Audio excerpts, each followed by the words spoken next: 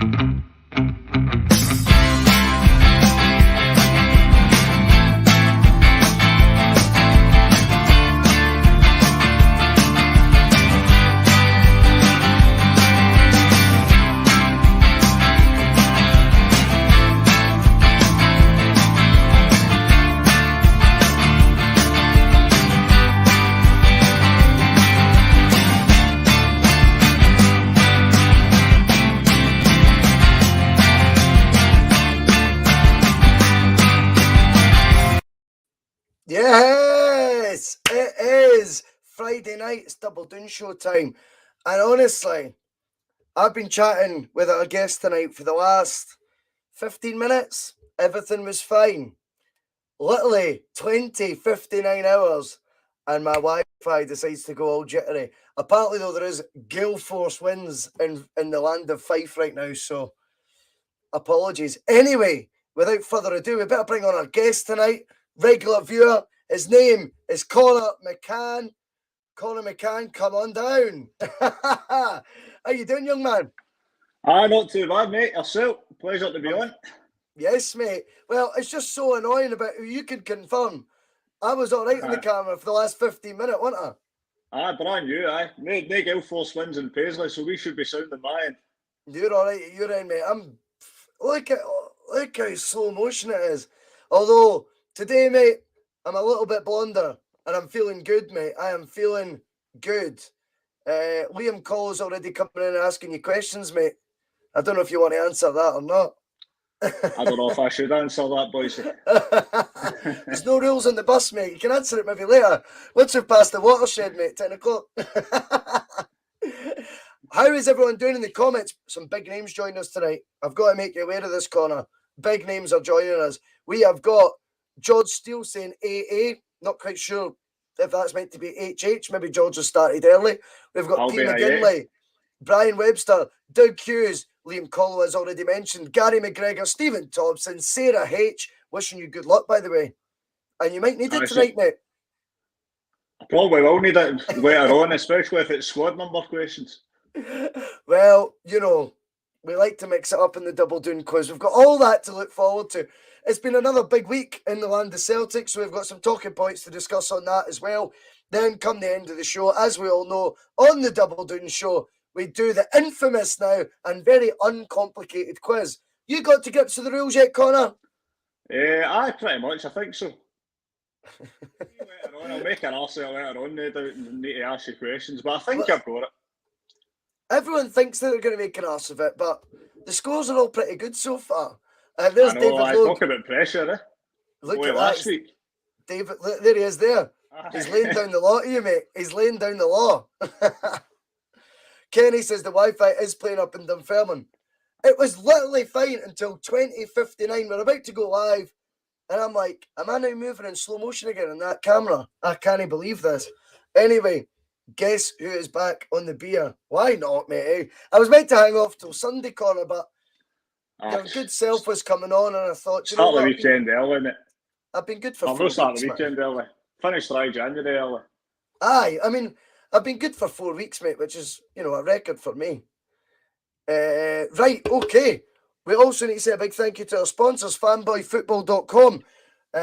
Check the website out, bespoke t-shirts, bespoke prints, and also in the coming weeks, wait till this, Connor, there's going to be a Bhoycie bus section on the website, mate. We're going to have tees. I've not designed a couple yet, but I've sent my ideas for the design over to them, which they're more than agreeing with will work. So I'm really looking forward to getting them showcased in the next couple of weeks. And by the way, T-shirts were never on the agenda for the Bhoycie bus this early on. However, the people spoke, Connor, and they wanted tees. And I am not a man to deny the people. Give the people what they want, mate. Yeah, let the people sing. So yes, indeed. And Scott Cameron, I do have Fran Alonso's jacket on again. The only other person I know in the world who owns a white blazer is Fran Alonso. So I remember doing a women's football press conference, Connor, right? That's been about 4 or 5 months ago. And like, you know, it's all the journals and that. And I knew I didn't fit in, right, anyway. But I wore this to the Zoom call. And Fran Alonso, before I got to ask my question, goes, "Love that jacket, Russell." I was like, see, the big man gets it. So that was cool. Monty, he comments on my jackets every Double Doon show. We need to have a word about those jackets of yours. Monty, mate, it's a laugh. You wear a wee... Well, in fact, do you know what? I'd wear them on a Saturday night out, so I don't know why I'm saying it's a laugh. Got to keep the traditions. Aye. Right, anyway, we better talk about Celtic, I suppose, tonight, Connor. Absolutely. It's been another big week, though, in the world of Celtic. Now, I know people say, well, there isn't really a non-event week at Celtic. Even in the summer months, there's very rarely a non-event week at Celtic. So we will get to that. Now, I know we did on Wednesday, we did Fan Cam Live. I don't know if you've seen any of that. Conor, were you at the game? No, I wasn't at the game. No, my criteria is nowhere near good enough for half a stand at Tynecastle, so I was just in the house watching it. Well, we tried to do Fan Cam Live. It seemed to have been a bit of a success, to be fair.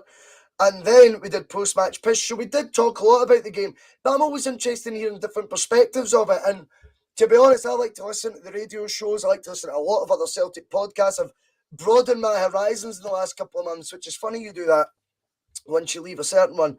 And I've actually been listening to a lot of different opinions on the game on Wednesday. So I'm really intrigued to hear yours. Celtic did win a massive 3 points on Wednesday, Connor. The new signings have been making an impact as well.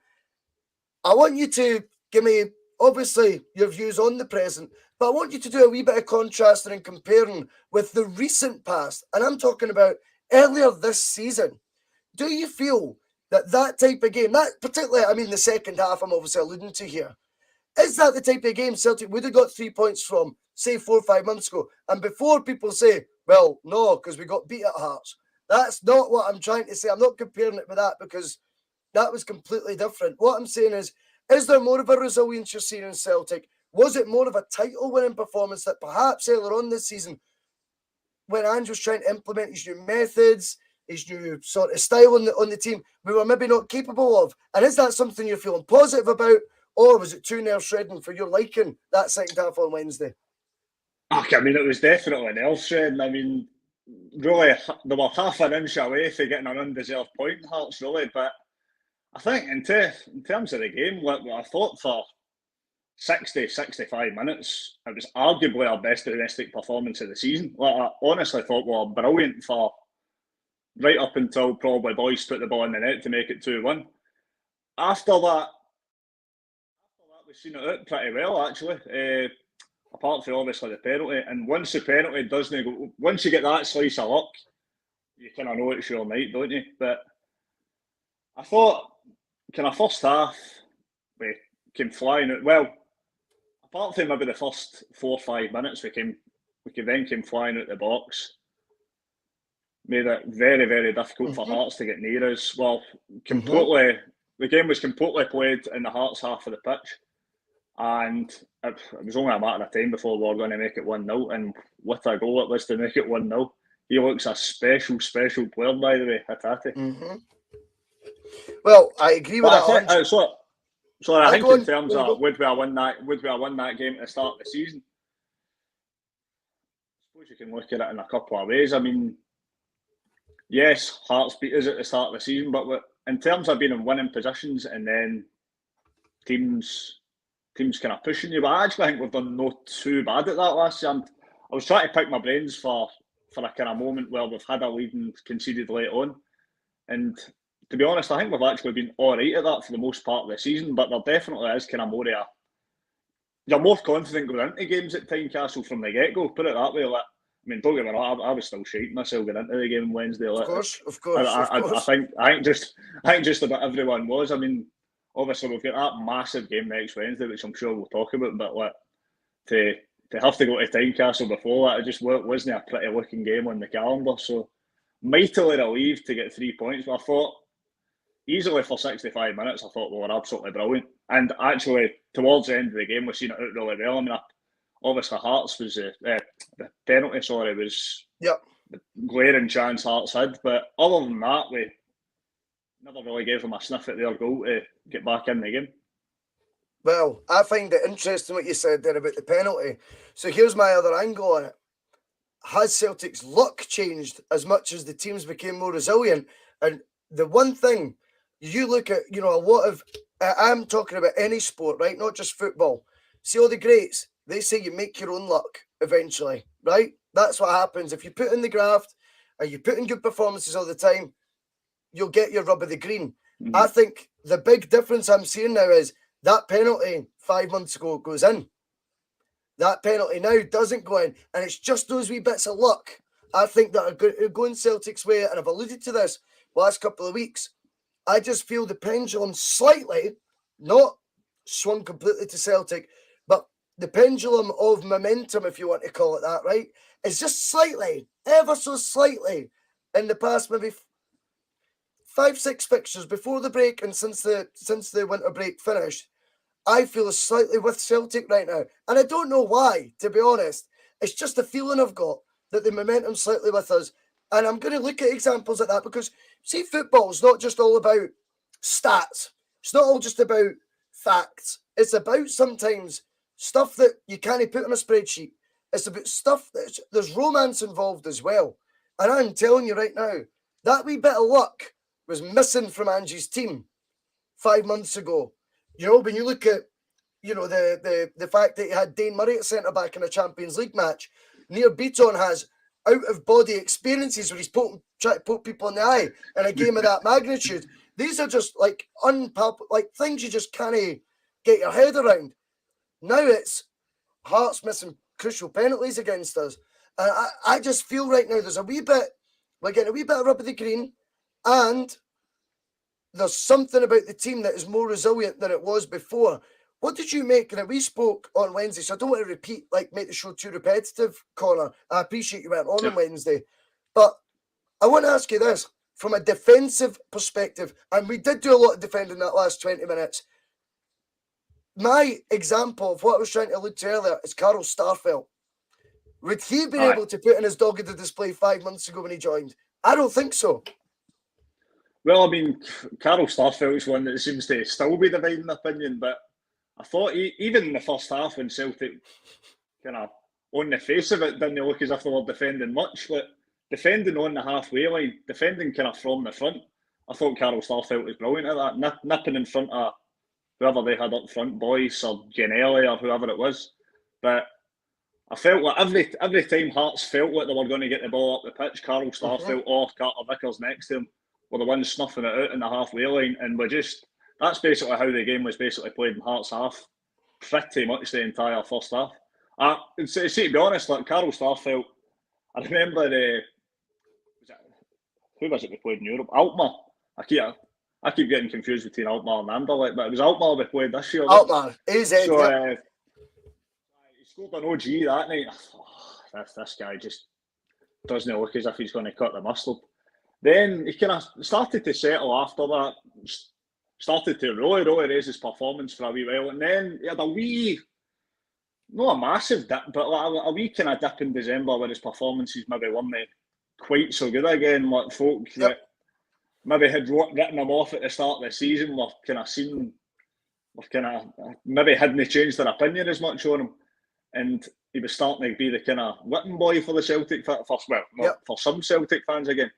But I think since we've came back from the winter break, I think Carl Starfelt's been one of our standout defenders, standout players all in. I think he's been brilliant, to be honest. I think Starfelt for me is the guy you want in the trenches. I think the guy likes defending. Aye. Conor, I think he likes defending. I think Tynecastle away, he would have that every week. I think he looks dodgier at Celtic Park when we've got the ball. I mean, see the kind of 5-10 minute period where Hearts fans are getting right behind the team. They've just got a goal back. Every bit of danger we had, Starfelt was the one snuffing it out. In that 10 minutes where you need to be strong, you need to be resilient, Starfelt stood up brilliantly, I thought. Yeah, I mean, I was really, really chuffed with his performance. And again, I've spoke about this before about competition for places. I just think that the thought of Julian coming straight back into the team was a bit maybe far-fetched. But what you do know is, once Julian becomes a guy who's saying, Gaffer, I'm available for selection, that becomes something that Starfelt has to be thinking about as well. Because to me, Cameron Carter-Vickers is pretty much signed, sealed, delivered. He seems pretty much indispensable, isn't he? I think so. But players improve with competition 9 times out of 10. And the 1 out of 10 who don't, I don't want anyway. Right? I think Starfelt will be now, his game will raise with the prospect of Chris Julian taking his jersey if he's got anything about him. And I think we've seen an upturn in Carl Starfelt's performances, not just since the winter break. I think before the winter break, I think he's an easy whipping boy because he's been whipped before. Right now, I think at Tynecastle, he showed the doggedness, the desire, the fight, that is sometimes the ugly bit of winning SPL titles. And I'll say it again, the Scottish title is not winning. That title is the same as winning titles in other countries. It will not always be just about being technically better.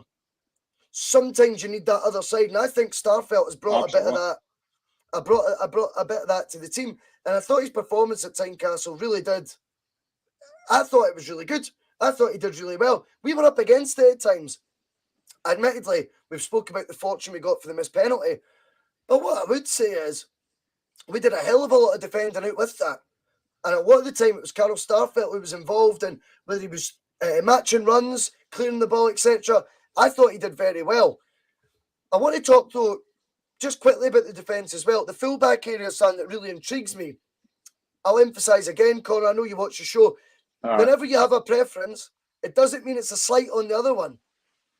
For me, Greg Taylor's display at Tynecastle was all right. I actually thought he did all right. I think Liam Scales is more suited to that match, in hindsight. What's your thoughts on the fullback situation? It's healthy competition, though, right? Oh, aye, definitely, aye. In terms of Scales being better suited, I like Scales, but I can see why Ange went for Taylor for the kind of bigger games. It's kind of a boring thing to say, but he's that kind of dependable, kind of no going to severely let you down kind of player. That he's all right, not technically brilliant or anything like that, but you're going to get maybe a 7 out of 10 for him most games, let's say. But in terms of, I've kind of spoken in the comments recently about Juranovic. I kind of suggested kind of from next season onwards, he might be a contender for vice captain. But I thought it was his best performance domestically, Juranovic. I thought his recovery pace his touch is brilliant anyway. His touch has been brilliant most games, but you've seen his recovery pace on Wednesday night. I thought Juranovic was one of the standout players actually on Wednesday night. And as you say, Taylor he was all right. He wasn't anything maybe a bit slow for Hearts' goal, I thought. Like the first ball that actually comes in. Thought he was maybe a wee bit slow to react. But other than that, he was fine. But Juranovic is kind of starting to become the player I thought we were going to sign when we signed a 10-cap Croatia international. More than 10-cap now, but He's a player I was really excited about when we signed him, and his performances have been good, but they've not been, as you say, they've not been outstanding. And obviously, Tony Ralston's been absolutely brilliant this season. So it's kind of harsh on Tony Ralston not to be in just now, but like, we are starting to see Juranovic as this kind of Croatian international, this kind of leader of the pack kind of player, I think, and that can only be a good thing. Again, healthy competition at right back, because you're going to, with whoever starts at right back is going to give you a good turn. Juranovic can give you a good turn at left back as well. So, well, I agree with that. I mean, I think it is healthy competition on both sides.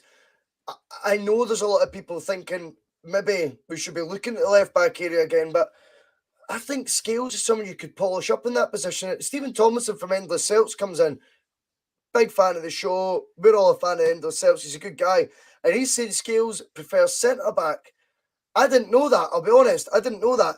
He says Taylor is more or less the only natural option at left back.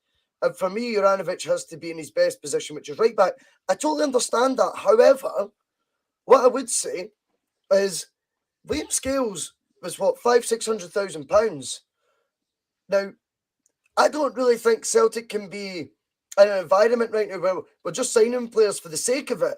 Surely, when we know the system manager is going to be applying to the team, Liam Scales wasn't signed in this window. He was signed at the beginning. Surely, when he was brought in, it was to, be competition for the exact role that he'll define in that left back role. I'll be honest, I've been quite impressed with what he's done since he's came in the team. I'm not sure if, and I spoke about this the other week, I'm not sure if Scales plays as much as an inverted fullback is what Andrew's looking for, and that might be the reason. But Scales' numbers do impress me. I've been impressed with William Scales. I think the gaffer's opinions maybe changed on him a bit as well, because kind of earlier on in the season it seemed to be Montgomery that was more favoured as your kind of alternative, if you like, to Greg Taylor. And we even seen Bolly play a couple of games. So that was strange. See, to be quite honest as well, I actually thought he had quite a good game against Motherwell, and he's never been seen since. But he's not a player I wanted back in the fold this season for obvious reasons. But if Ange was going to give him a fresh slate and he was going to perform okay, and I was happy with that. But in terms of Scales, I think whether he was an Ange signing, probably not. Let's be honest, a guy for Shamrock Rovers, McCarthy too. Desmond connections. Again, McCarthy was probably just the itch that Celtic needed to scratch at one point, really, wasn't he? At some point in his career, McCarthy was going to play for Celtic. But in terms of Scales, he seems to have changed the gaffer's opinion, I think, because when he first came in, he's seen pretty much no game time. I think he came on for 15 minutes against Wraith Rovers, and that was kind of his only real dive into first team football for a long time. But it's probably Ange actually likes what he's seen from him, and that's why we've seen him kind of take over that second choice left back slot. Possibly even in the future we could see him take the left back slot as his own. But I hope so. Aye, absolutely. I hope so. We'll move on though anyway, because we've got a few talking points, as you know. Now, O'Reilly did have a fantastic debut, Conor, right? Now, Ange has spoken today again about how important the recruitment drive for him, right, is about. He's always emphasised the point about personalities. It also emphasised the point signing players that fit his system, that will be able either to come straight into his system or he'll know will be able to adapt to the way he plays. And he's blatant about it. It won't be for everyone, right? So he's got obviously a wee niche of type of player that he's looking for. Are you surprised though when you think about it that now, and I agree with your point, you look at Scales, you look at McCarthy and you think, were they ever Ange signings? I don't think so. I'll be completely honest on that. I don't think Hart was an Ange signing either. No. Just my opinion. I think he's glad he's got him. I doubt that was an Ange Postecoglou signing. They needed numbers at that point, and they'd let it. Yeah. The board made such an arse of it by then. Folk had to come in. We Griffiths have a new contract, so. Oh, exactly. So that's how far the tubes were. That's a great point. Are you surprised that he has full transfer control now? Judging on the last, we're looking at, we can go back as far as Brendan Rodgers, unparalleled success, two trebles, 2 qualifications for the Champions League, and yet Brendan Rodgers wasn't allowed to get identified targets that he'd made, even though the club had generated a fortune in cash. Are you surprised that Postecoglou's came in kind of under the radar when he did, and now to me it's his first transfer window, if you like, because it's a full one. You know, he's had months to now prepare for the January one. Are you surprised that he's been given full control? For me, it's warranted, but are you still surprised at how much reins the board seem to have given him, judging on our past sort of tightness with managers, even successful ones? I mean, in terms of Ange himself, I'm not actually surprised that I can imagine when the negotiations for him to be Celtic manager were going on, that was kind of one of the main things he set his stall for. Like, he was taking control of the transfers. That's possibly why we've not even seen a director of football, etc., come in. But in terms of I'm surprised at the Celtic board that they've just kind of let this free rein happen. I mean, I never seen that coming. I never seen that coming for the Celtic board. But in terms of am I surprised Ange is free rein? I wouldn't imagine he would be Celtic manager if he never had that guarantee. And I think we'll be all the better for it. Well, we've already basically seen the fruits of the labour in a couple of games for Hatate and Maeda, and we've seen it for Kyogo in the summer. He's been fantastic for us. So the players that Ange's bringing in, it's the proof is in the pudding, as they say. It's like basically every one of his own signings have been fantastic. So you can't really argue that, and they're dirt cheap as well, which suits the board. But this is the thing. Now we know when Martin O'Neill was in charge of Celtic, for example, for a season, maybe 2 seasons, he had total control of the football operation. He identified targets and told Celtic to go get them. It was as simple as that. You know, obviously it was within reason, but he had a bit of a loose rein on it. You know, spend a bit of money, go get him. I'm telling you. You know, imagine Celtic signing a Neil Lennon, for example, approaching 30 years old for £6 million even now, let alone 20 years ago or 22 years ago. It's crazy. But the thing is, what I think with Postecoglou does surprise me is they weren't willing to do this before the managers that were actually already brought this club's success, not other clubs' success. And I do feel as well, when you look at the transfer record in the summer, the example you've given twice there, right, was Kyogo. So really, we didn't have that much. I mean, Juranovic to me was a slow burner, but Kyogo was the instant impact, and he was given 3 more for that league. On you go, Ange. You know, and I find it to me, it's a very good thing that Celtic are doing it. But in the modern era, a head coach or a manager getting so much control, there's only 2 other managers since the turn of the millennium who've had that. Martin O'Neill and Brendan Rodgers. And both of them were short-lived that they had that control and then it was taken away from them. Is this system going to be something that benefits Celtic if they just let Ange continuing to do it? Because the one difference with Ange is, with the 2 aforementioned managers, is he's not actually spending big fees, is he? I mean, I think that's a big thing. Is it going to be sustained? Because, I mean, there's the 2 examples you've showed there with Martin O'Neill and Brendan Rodgers. It has been short-lived. It's maybe first couple of windows they get their intended targets, then slowly but surely it starts to come back to penny pinching. But we know what's going to happen. Stewtube's kind of alluding to that as well. So welcome aboard the bus, Stewtube. But you're kind of sorry, Conor, to interrupt, but Stewtube's kind of. I think he's sort of on the money here. I think that's maybe the reason is the fact, and I think it still shows an element of snidiness on the board, because they're going, well, okay, mate, it looks like you've got free rein, and the Bhoycie bus will talk about that as if this is so refreshing, but really they're very low investment signings. So if they go tits up, it's all on you, Ange, because they're your identified players, and the actual expense of it all isn't that much to us. Do you think that's the perfect recipe they've been looking for? Oh, 100%. I mean, the board will be rubbing their hands together. See that player like Maeda for, well, I know he's on loan now, but what would it be, $1.5 million maybe?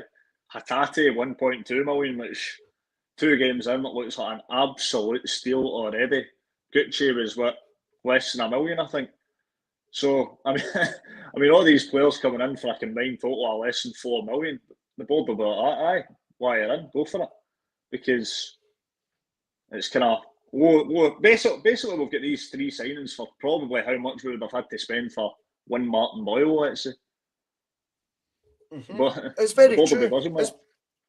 It's very true. I thought it was really cool the way Ange spoke about the recruitment. And it's not the first time he's done it. He always emphasises it's about the person as well as the player. But today, when he did his press conference, he sort of expanded on it, and he was basically explaining it's not just those 2 factors. The player I need to know will be able to play my system. And I think without saying it, he was saying, remember, it's my way or the highway. You know, it's my way or the highway here. And it's a very unique style that I play. And there's only going to be a certain bracket of players that will be able to do so. But O'Reilly, let's talk about him for a wee minute. I think... Like what I've seen with him, by the way. Like what I've seen with him. A debut from a League One club in England when you're 4 points behind in the league title race. If Neil Lennon had signed a League One player for £1.5 million last January, we would have been up in arms thinking, how's that going to turn around the season? The fact is, you just know, because it's Ange who's signing the players. It's not the board. There's no penny pinching here. It's someone he's went, yes, I'll be able to work with that. You see the fruits of that straight away. What's a debut?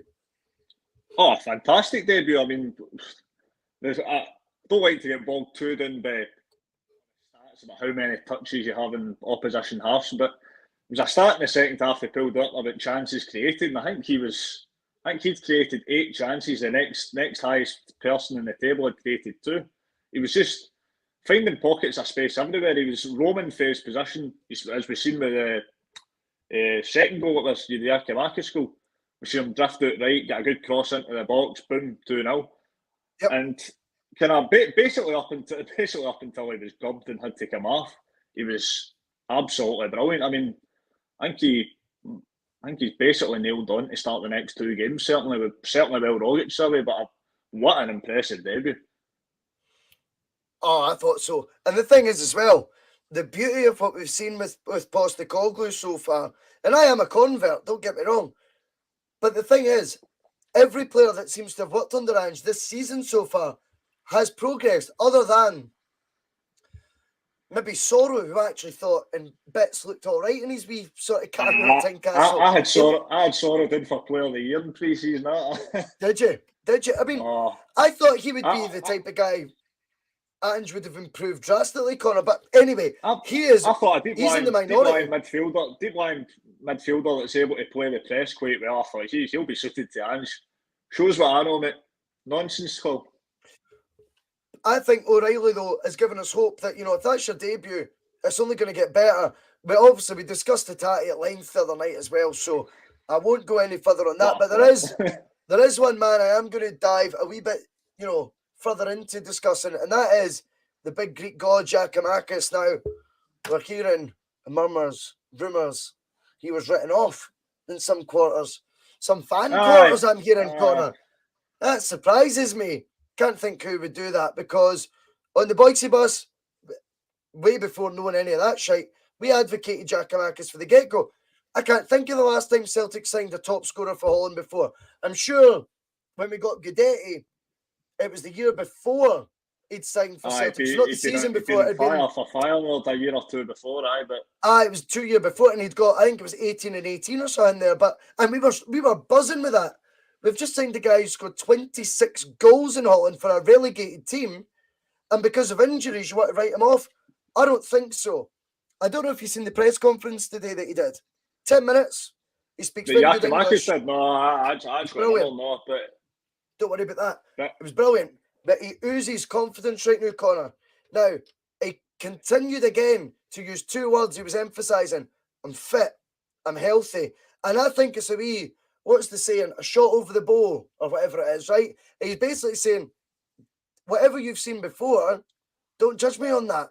It's not fair. I was never fit.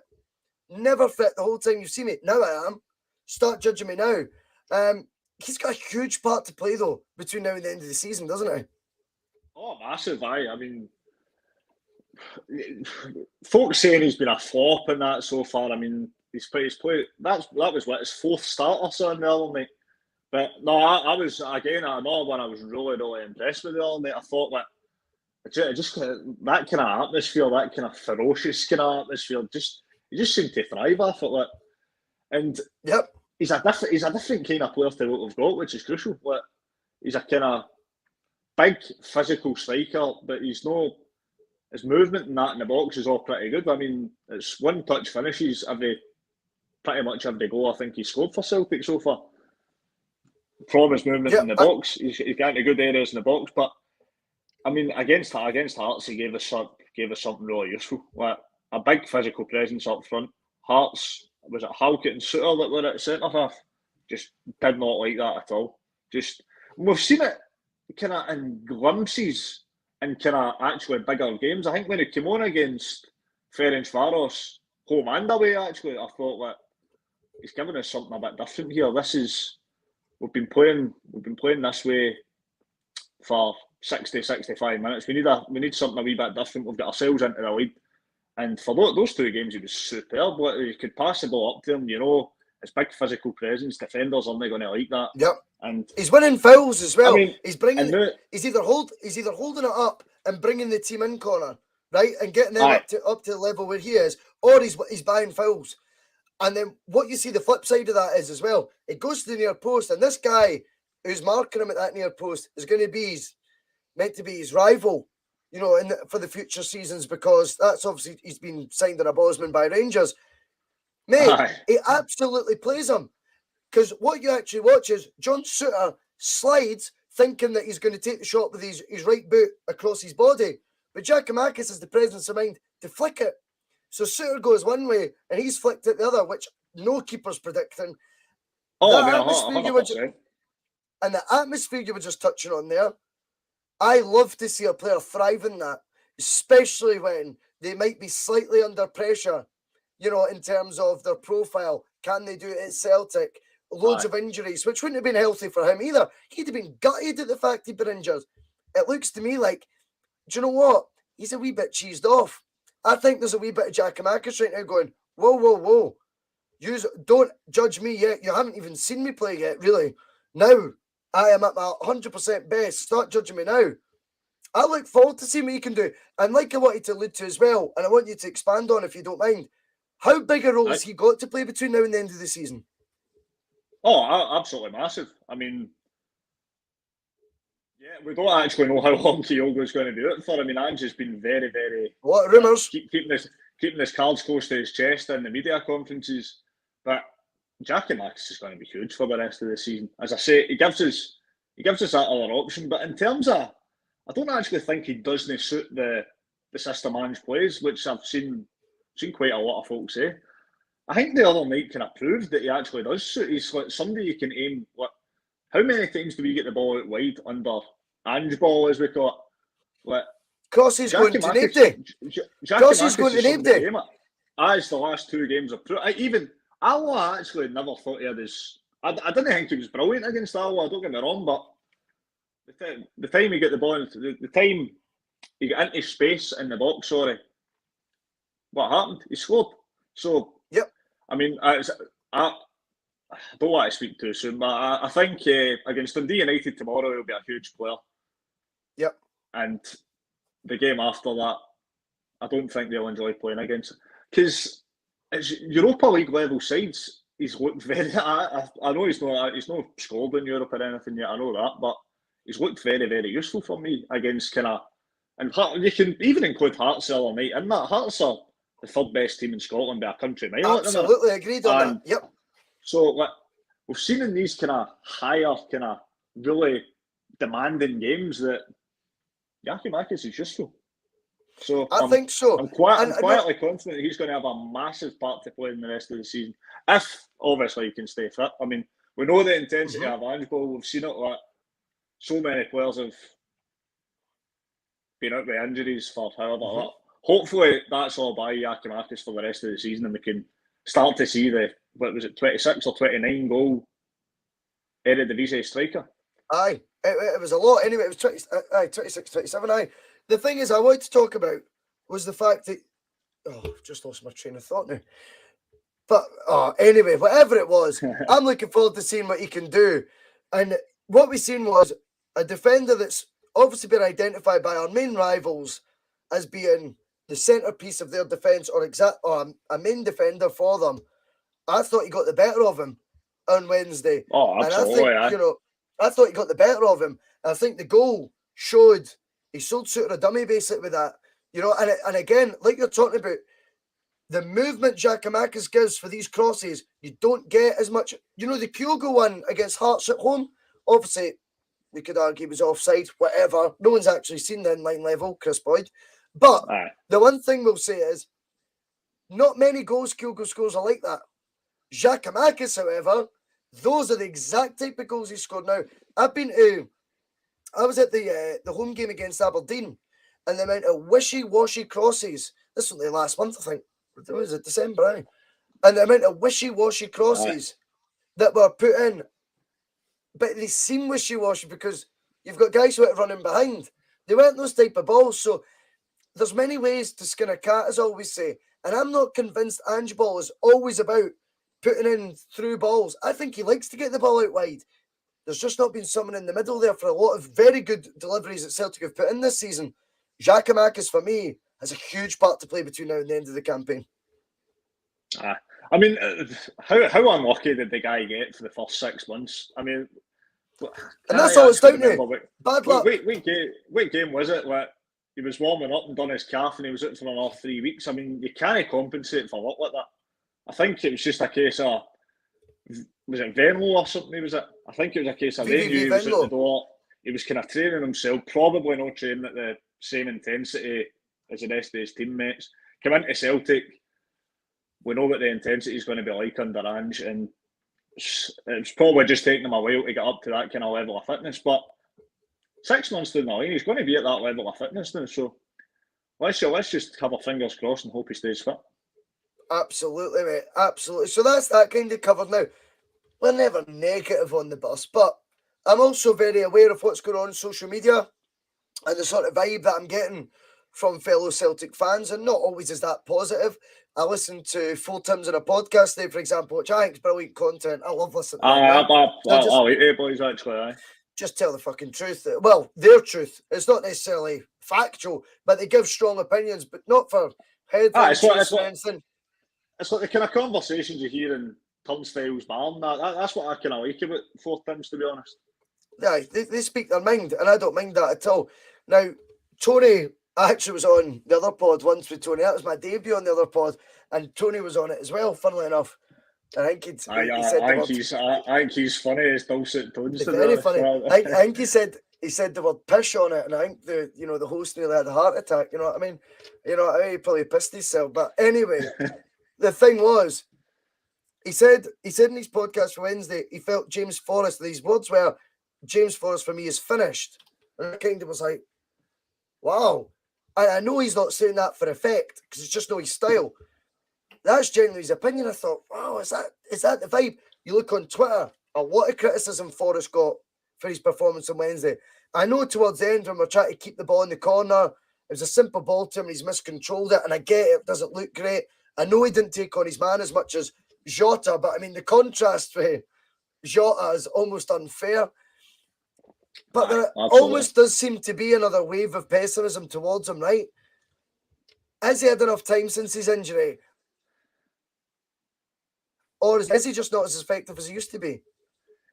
See, to be honest, I don't know if I kind of missed it in Wednesday. I didn't think he was anywhere near as bad as folk were making it in Wednesday. It wasn't his most effective game he's ever had in a Celtic jersey, but I didn't think he was terrible. I just thought that he had a game, he was trying to make things happen, not everything he done came off, but in terms of being finished, he's not been great this season in terms of he's not. Has he played enough? Has he played enough to make that call? Like Giakoumakis in a lot of ways, he's not been fit a lot of the season. So has he finished? For me, I'm certainly hoping not, but time will tell. At the moment, would I play Abada over him? Despite his inconsistencies, probably. But I feel like that James Forrest is still an asset. Yeah, and the thing is about that, I think you've just hit the nail on the head. Like we're talking about the fullbacks, it always ties in. Healthy competition. You would rather a Bada, Absolutely. but you don't think Forrest is over. And I think sometimes Forrest is a shite game, and he's went through this rabbit in the headlights vibe, which I probably threw that accusation at him loads of times over the last decade, you know. But then you look at his numbers under Rodgers, the best manager. And I know I'm talking about Rodgers a couple of times tonight, but I thought he was a phenomenal player under Rodgers, I've got to say. Now, that's funny. Can I go to show? What age would Forrest have been when Rodgers came in? Maybe 24, 25? I thought he was finished at Celtic then. So the talk of Forrest being finished, I mean, what? I thought he was finished before Rodgers came in. What? For the next maybe 3-4 years, he was phenomenal, Forrest. Well, I think there's contrasting opinions right through the Celtic support. I'm going to give you 2 examples right now, Connor. Now, John Boyd Graham, cheers for being on the Bhoycie bus. Love it. He says, Forrest is still a good squad player to have. I think he's past his best, though. Now, John Boyd might not be... It's possibly fair because we've not actually seen him at his best this season. So it's kind of unfair to say he's not past his best because we don't actually know. Have we seen Forrest fully fit all season? I'm not 100% convinced. But yeah, he might. What is he? 30, 31? Sometimes for a while that can be past your best, but I'm hoping we've still got another 2-3 good years out of Forrest. But I think James Forrest might be right now in a transition period. I don't mean like that, but I think he might. I think he might adapt his game. Now, disclaimer right now: I am not comparing him even remotely in ability to Ryan Giggs or an ability to be such a prick, right, as Ryan Giggs. But Ryan Giggs, folk forget, right? See when he was like in his late 20s, Man United were trying to replace him. They signed Jesper Blomqvist in that, right, as a winger to replace Ryan Giggs. Ryan Giggs didn't see that goal against Arsenal that everyone raves about. Remember the one where he skins half the team? You know, he was a sub that day. No, I mean, my memories of Ryan Giggs when he was in his when he was kind of in his mid-30s, to be honest with you. And how did he play then? His complete role changed. And I think James Forrest right now, when you're comparing him like you have to scintillating performances by Jota, and Jota is the sweetheart of the fans right now, and quite rightly so. I mean, Jota is just a kind of one of the players that don't come in very often. But I mean, if folk are going to compare a Forrest or a Bada or a Mikey Johnson even to a Jota, I don't think that's fair. I know they're all players. I know they're all wingers playing for Celtic, but if just to also add to that though, you also mentioned a guy like Abada, but Abada plays with carefree, direct approach, right? That you want to see in a young winger. He's not playing. He's playing almost with a naivety that I think sometimes helps a winger because he's not thinking. See, when you get more experienced, you're aware of the pros and the cons to decision making. For example, should I take him on? Whereas Abada's just that direct right now because he's not thinking of anything. And sometimes that comes off in a goal. Sometimes he looks, a wee bit foolish or naive, whatever.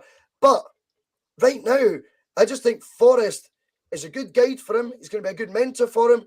But Forrest's position, you might just see adapt a wee bit over the next season or two. I've got full faith that James Forrest can still play a big part in this squad. And honestly, the writing off of him, and I don't mean Tony for the 4 times, he just thought he was finished. Fair enough. It got me thinking, though.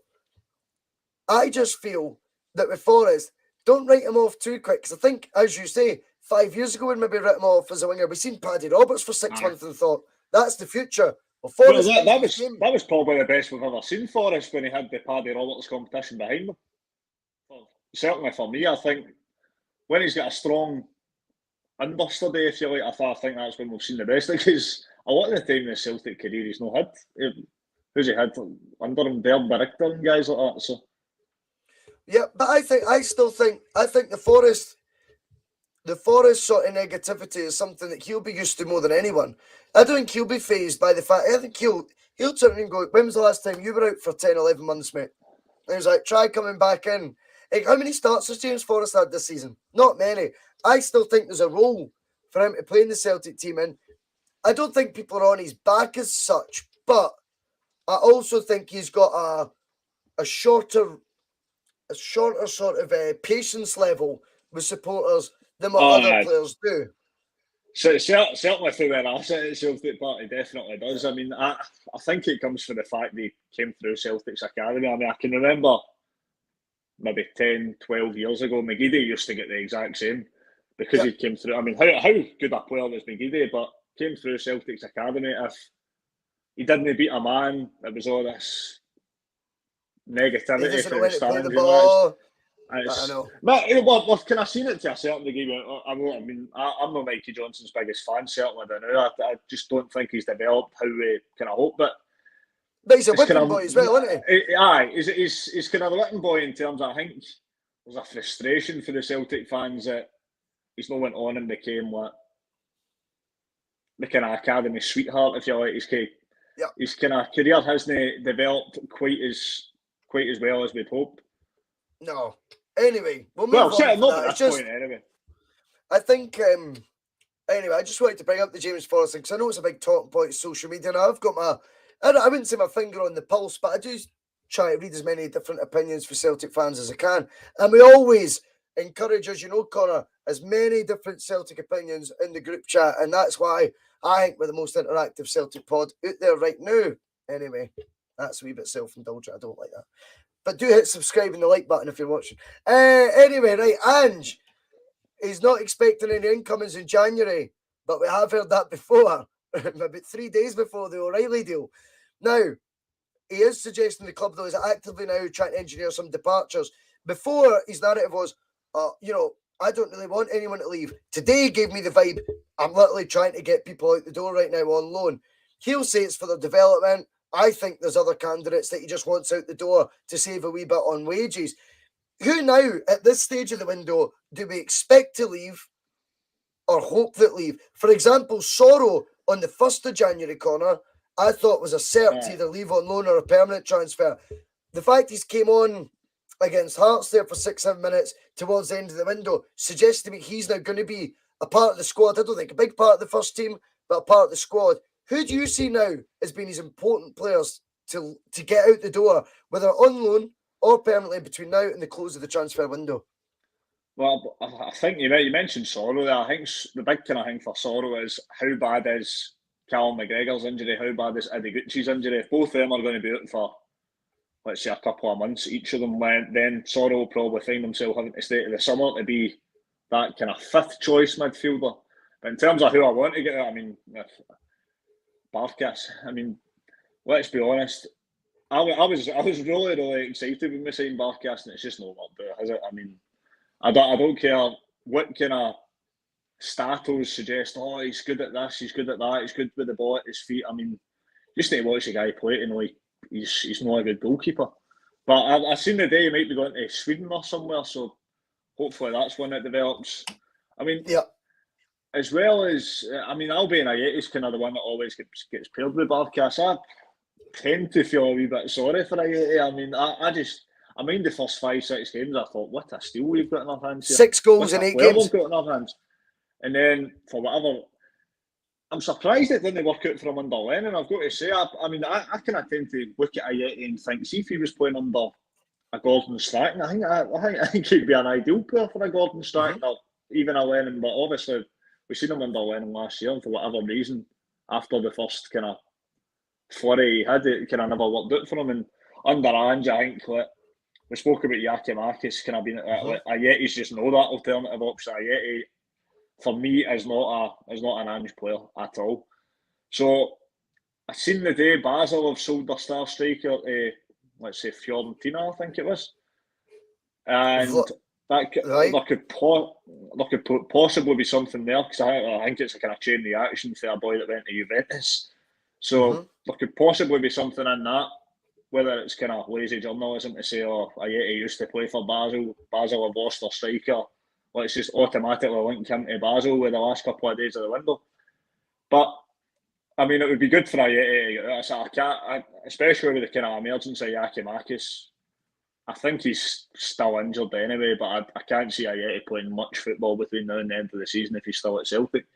In terms of like loan signings, I mean, they two probably would go out and loan to the end of the season. But in terms of loan for development, I think we've already seen Shogo. I think Urogide, I think there was talk of him going to Belgium or something, the same team Jack Hendry was at.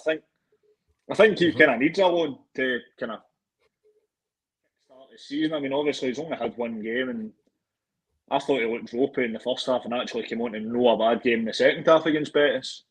But he's probably third choice right back and fifth or sixth choice centre half at the minute. So he has to go out and get a bit of first team football elsewhere to see if he can then come back and break into the kind of Gaffer's thoughts. Adam Montgomery, I think, is away to Kilmarnock. I don't know if that's been confirmed or anything yet, but I was kind of hopeful he would have went to an SPL team, to be honest. Like I don't know, say a St Mirren or something like that. Under Derek McInnes is good though. Under Derek McInnes is all right though. I'd take that. I'd take that. I mean, it's and easy to say that. Going for a title. Going for a title, mate, as well. Definitely. It's easy to always say. Stands in good Easy to give St Mirren as an example. Like St Mirren fans could be saying, "Oh, we'd be more than happy with whoever plays left back for us." I think it's that Tanzer or something. Of course. But, I mean, easy to say that, just like trying to get our players at the loan. But I think Shaw's already out on loan, so I think they're the kind of two main ones that could really benefit from a loan move. I would actually be interested to get Dane Murray a loan move, or likes of Owen Moffat and Dane Murray a loan move as well. If not to a kind of top end championship club, but I'd be interested to get because I think the other two in the kind of B team that are just too good to be playing Lowland League. And we kind of seen when Moffat came into the first team, I don't think he's quite ready for the Celtic first team. Whether he will be ready, I don't necessarily think playing in the Lowland League for the rest of the season is going to do much to get him ready now. I think he needs a kind of top-end championship team, or in the same way Dane Murray, to be honest. Dane Murray looked all right in the kind of games. He should never have been in the team for Midtjylland and all that, we know that, but I think he's another one, probably too good to be playing the Lowland League. So I don't know if there's any talk of them going out, but they're two I'd be interested in getting out and look, certainly. Yeah, I think it's interesting because obviously everything's got to be measured with Ange having the numbers as well. And he might have ideologies of certain players. He might have ideologies of certain players being closer to the first team. And perhaps it makes more sense for him to have a Dane Murray developing with the first team at this stage in his career than it would be to get, a player like Montgomery out on loan right now, because he's done the first team, for 18 months now training with him. It might be now time for him just to play week on week. For me, it's very interesting because I think everyone's rubbing their hands at the thought of Barkas leaving. Now, in general, as a point of principle, Barkas leaving the building, yes, I've rubbed my hands at that. But if he's going to the Swedish top flight, here's the concern for me. What gain is it to Celtic other than a player at the door? How much realistically are IFK Gothenburg wages? I don't know. I think it is again. Going to be Celtic much. How much are they? Apart from getting them at the door. How much are they going to be actually? Yeah. How much are they going to be paying? 2-6. How much are they going to be paying in terms of percentages of a wage to someone Barkas rumoured to be on around 10, anywhere between 10 and 15,000 a week? Swedish clubs don't tend to pay huge wages, and for a loan signing, you only ever pay a percentage anyway. I'm going to guess Swedish clubs approaching a club like Celtic for a loan arrangement are going to be the lower end of that percentage mark. So that one, yes, albeit getting games, but I'm not convinced that one's as much of a saving money exercise than we thought. Bolingoli to Belgium, if he was to go to the team that Jack Hendry went, yeah, you'd be looking for that to be at least a minimum 50-50 in wages. Preferably, though, a permanent deal. You've then also got the curious case of Albion Ayeti, who, whether it's lazy journalism and being linked with Basel, I think you were touching on that because he was there before, or whether it's accurate, either way, a permanent transfer out would do him and Celtic the world of good. And as I said before on the pod, I would see if you could get a permanent deal for all three, Now, it was 5 million, 5 million, and what, 3 million for Bolingoli? I would take 1 million right now, Connor, for all three of them. A collective £3 million back. I know it's a huge loss, but have them off the wage bill. £1 million for all three. I would be advertising those players to potential buyers at that price. The race is run at Celtic. It ain't going to happen. Ange may have, as you said earlier on the show, had a clean slate for players. Or I can't remember the exact term used, but if those guys are still as far away and it seems like Barkas is third choice, Bolingoli was trialled almost twice earlier in the season. It seems more baffling now looking back. And Ajeti, who was captain in one pre-season game, his fall under Ange clearly emphasises the fact he ain't going to make it. Just get these guys out and get their contracts taken over by other clubs for minimal transfer fees. That's the way I see it. I mean, it's probably those three players I mentioned are combined 50 to 60 grand a week. Let's be honest. I mean, I think Barkas is on something like 20 grand a week, which is probably more than our current number one. I think Joe Hart's on 15. But and then the other two probably about the 15k mark, I would imagine. So if you're getting 50k a week off the wage bill, it's I mean, I know we're not going to get Barkas full wages paid if he's going to Sweden, but it's a kind of interesting one because I seen the other day that Sheffield United went in for him. They couldn't kind of get the right financial package together. So I don't know how Gothenburg are now able to swoop in and get the right financial package in for him. No, I agree with that, and I just think the clubs in England, they've got a lot of money, but they've also got their finger on the pulses because they've got so many scouts now, all these clubs. I mean, it's the number of scouts at English clubs now is like trebled, quadrupled in the last sort of 10 to 20 years. Any report coming back for Barkas in a Celtic jersey, unfortunately, would be awful. So even a club like Sheffield United would probably only be willing to go, we'll go 50-50 on a 6-month loan. And he's in no man's land at Celtic right now, but they're the three more experienced players I'd like to see vacate the place.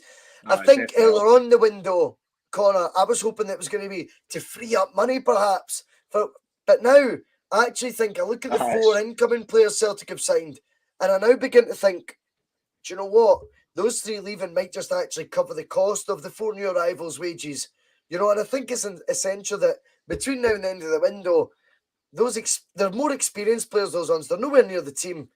Let's just get them out.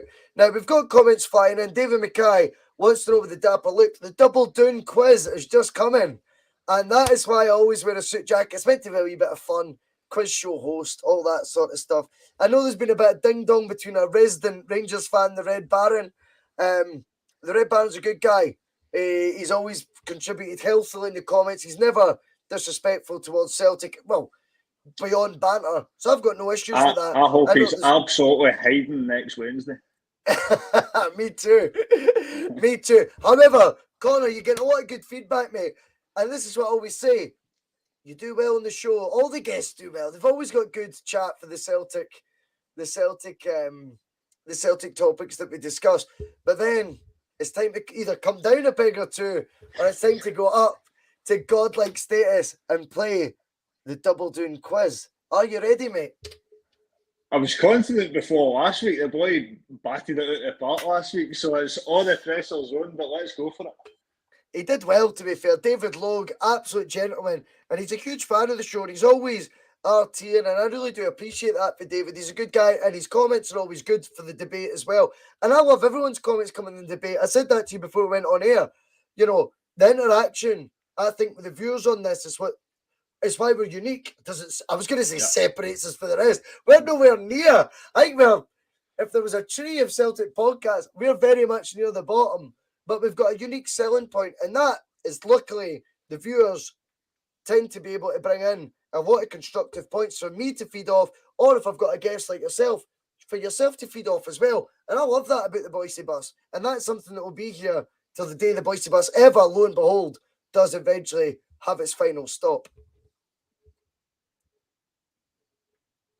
Now, let's have a wee look at the quiz. I've got it. I'm just getting all the wee banners up there.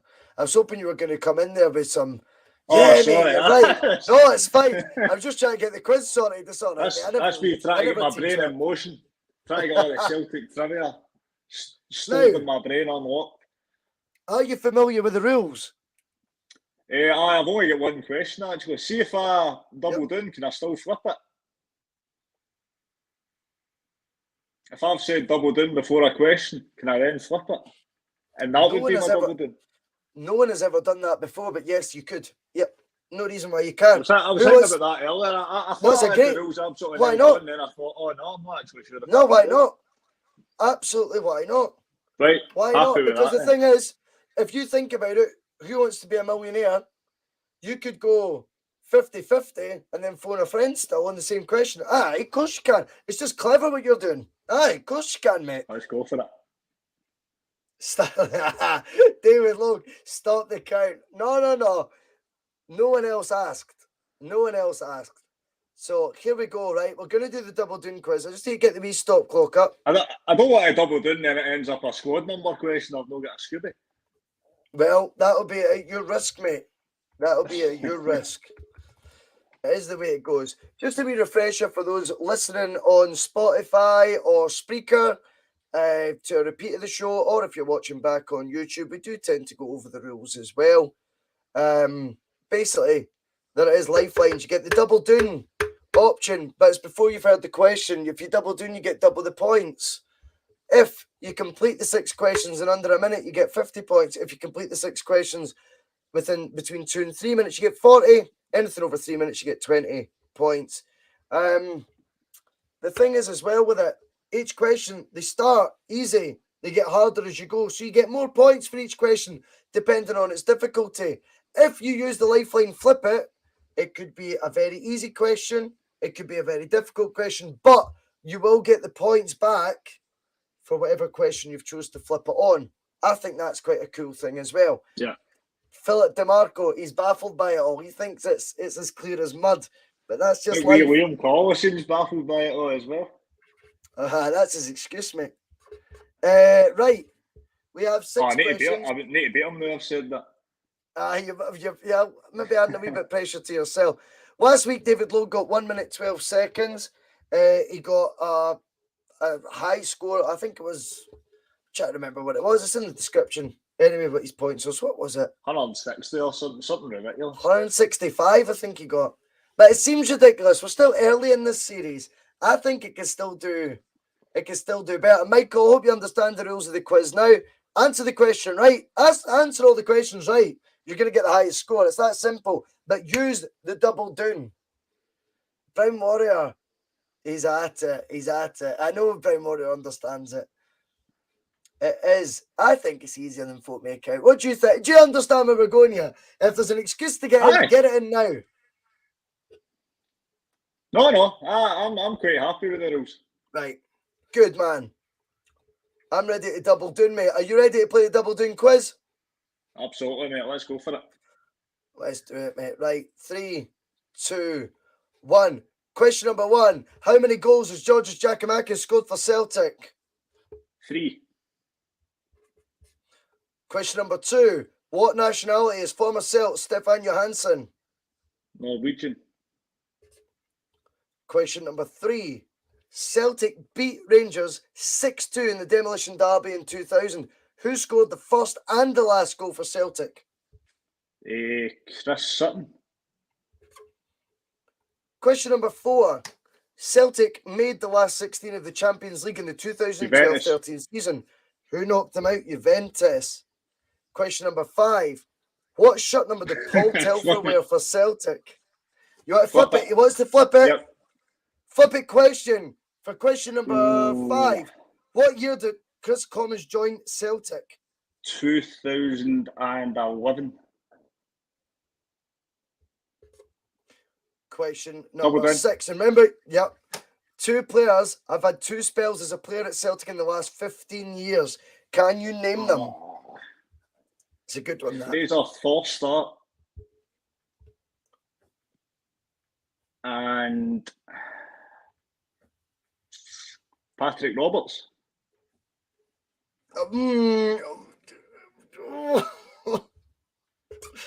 Right, I'll give you it, mate. I'm going to give you that. To me, Roberts was one spell because he never actually left. The point was, I mean, to me, it was really who left the club and came back in a separate spell. Do you know what I mean? So I'm still going to give you that. I'm still going to give you that. He's a Geary. Oh, he's a Geary, aye. Do you know what I mean? I'd have been thinking all day for he's a Geary. And the other one you had, I've said 2 players. I meant to say 3 players, name 2. Right? Was Charlie Mulgrew. Oh, aye. Charlie Mulgrew came back. Celtic, didn't he? Aye. But you did very. Oh, Maloney as well. I forgot Maloney. There was another one. Oh, Maloney, aye. I was thinking Maloney, I would have given you that. Actually. I've worded that question wrong. I've said 2 players. I wanted you to name 2 players. Sorry, mate. I finish work and I get stressed right before I come on here. But yes, I hope they quit. I don't think that was that easy a quiz, by the way. I think you were very, very good there. We are going to go back through it. Fraser Forster, yeah, he came back obviously under Neil Lennon as well. There was a few. Are you still with me there, Conor? Aye. Good man. Right, we will revisit this. I think you did well. Right, let's get up. Question 1. How many goals has Georgios Giakoumakis scored for Celtic? You answered 3. It's correct. 5 points. What nationality is Celtic former Stefan Johansson? I was hoping you'd say Swedish. Just so you see the Scandinavian name, it's what everyone answered. You didn't. You answered Norwegian. 10 points. It was a tick, mate. Celtic beat Rangers 6-2 in the Demolition Derby. Now, it's easy just to go Henrik Larsson chip. Do you know what I mean? It just Chris Sutton scored the first goal. Because the first Sutton goal was about 3 yards offside, wasn't it? Probably the last decision Celtic had against Rangers. 3 yards offside, and the second one, very few people forget that last goal. His second goal, he slides in at the back post. I think it's a Stefan Mahe cross. Right? Oh. That's, folk forget Stefan Mahe played under Martin O'Neill. I'm sure it's a Stefan Mahe cross. I was probably about 4-year-old when Stefan Mahe left. So. But well done, mate. There's another 20 points in the tank. Question number 4. You answered this before I'd finished it. And you were right. It was Juventus that knocked out. Remember, famously, Efe Ambrose had been partying for the African Cup of Nations. That was the beginning of the end for Ambrose, wasn't it? I don't know why he played him. Neil Lennon should have known. Question number 5. What shirt number did Paul Telfer wear for Celtic? Was it 2? Mate, you were right. I didn't expect you to get that. I was shocked at that. That was no way. You were meant to go for a deep number because normally I go for like Kaya 33 and McGeady 46. All the numbers I've went for. Stan Varga. Just saying 2, but I thought, it's too obvious to just go for it. Frightening you got that. You then doubled Dune. No, I flipped the last question. So, yeah, but did you not double Dune on it as well? Oh, the number 5, that was the one I flipped. Oh, of course, sorry, mate. Apologies, mate. I can't. Paul Telfer, did you? Oh, so you flipped that one? I was just guessing there because it was after. And you said 2011, didn't you? Aye. You're right. Because he joined in January. I remember being at his debut. Joined in January. Was that a League Cup semi-final? He scored within about maybe 2 or 3 minutes, and it was a beautiful goal as well. I couldn't mind if it was kind of the end of 2010 or the start of 2011. Now, see, Ryan Kelly's come in and thought Telfer had a higher number than 2. So did I, mate. He played 2. Check it on Celtic Wiki. I always check these things before I come on. Trust me. Check it. Number 2. You'll see it. Oh, DeMarco. Rules and questions are controversial. See him. He is in trouble. Right. So we flipped it. You said 2011, didn't you? Yep. Mate, this is scary. 6 we're not giving you, though. I don't like Patrick Roberts, really. He was there in a consistent period. He never came back. For me, He had a signing video after he'd been there for 2 years. Aye, well, that was Celtic at it when they were just signing loan players and trying to dress it up as big signings. For me, the answers would have been Maloney came back, Izagiri came back, Mulgrew came back, and Foster came back. Fraser Forster was the only one that stuck out to me. That was your 4. But, mate, you've done very well here. I've got 5 points for the first answer. 2 seconds here. Because you Double Doon on question 5. No, it was question 6. You got that right. Doon, I think. It was question 6 you Double Doon on, right? So you didn't get that. That's cool. That's cool. I was going for the jugular. I like that, mate. I like that. So we got 5, 15, 35, 65, 105. If you got that last one, mate, that would have been insane. You'd have been on. No. But, mate, it's 105 points. 5 points for the first answer. How many goals has Georgios Giakoumakis scored? It was 3. Another 10 points for what nationalities for myself? Stefan Johansson. Tell you what, we'll get rid of this, won't we? There we go, that's better. Stefan Johansson, that takes you up to 15. Chris Sutton, you got right. That takes you up to 35. I mean, you've answered a lot of questions, right? I feel sorry for you, but you know the rules. You could have doubled it on any question. The rules are the rules. Celtic made the last 16. You got that right. So that takes you up for, what, 35 to 65. 65 by that point, because you said Juventus before I finished the question. Paul Telfer. You got number 2, didn't you? Which takes you up to 105. And then this one, you weren't sure. No, wait a minute. Did you not flip that? Aye. No, it was a Paul Telfer one I flipped. I think about squad numbers. The squad number question, unless it was like a Henrik Larsson, I was always going to flip that. You did well, mate. You did well. 105, though, final score. You happy with that? Aye. 5 out of 6. That went for a risk, it didn't pay off in the end, but 5 out of 6 is all right. There's a lot of people say, I've no idea about the point scoring, but I got 5 out of 6 as well. I don't get my extra points for the time. Oh, you do, mate. I'm terrible at this. I see. And you were what? Mate, 145. I've still no one. Mate, you've came second though, mate.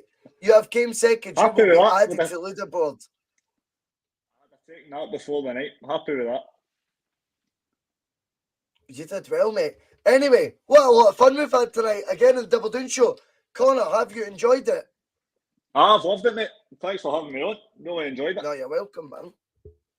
I am glad that you've been on the show, mate. I think you've done brilliant. The comments have flown in the night saying that you've been shit hot, mate. So well done. And everyone in the comments, as always, thank you. We're back tomorrow. But no, when does Celtic play Dundee United? Tomorrow. It is tomorrow. Aye. Saturday, 3 p.m, the best kick-off time I want. No, I know. Right, I'll be doing post-match pitch tomorrow then. Well, I know. Look forward to seeing you all, as always. Thank you so much to everyone who's watched the show. It's been great fun tonight.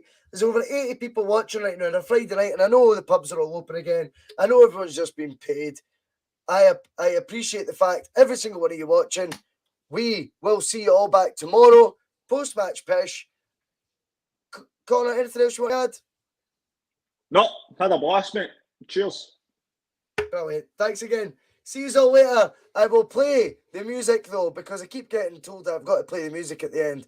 We'll do that to close it out. Connor, stay on air and I'll have a wee chat with you after as well, mate. That was class. Mate. Thanks again. Some of his comments about me deliberately trying to cause controversy. Well, I work in the media now, and you've got someone sitting there next to you who's an embarrassment to the media profession. He's an apologist. He's a charlatan.